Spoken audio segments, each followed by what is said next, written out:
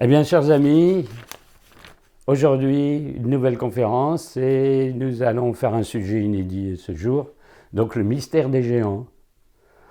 Alors, on va voir ces choses assez extraordinaires, puisque vous savez que toutes les légendes, tous les contes de tous les pays sont pleins de géants.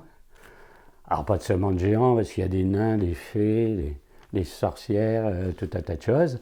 Mais bon, pour les géants, sont des contes et légendes, et récits, quelquefois qui se prétendent historiques, universels, hein, puisque ça concerne vraiment tous les pays de la Terre, où il y a toujours des histoires avec des géants, et différentes époques. C'est-à-dire il peut y avoir des géants dans des histoires de milliers d'années avant Jésus-Christ, comme au Moyen-Âge, comme au début du christianisme. Enfin, ça s'étale énormément dans le temps et énormément en géographie, hein.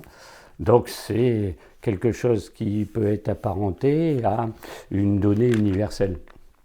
Alors il y a bien d'autres données universelles. Par exemple, le symbole du dragon, c'est universel. Le symbole de l'aigle, c'est universel, etc., etc.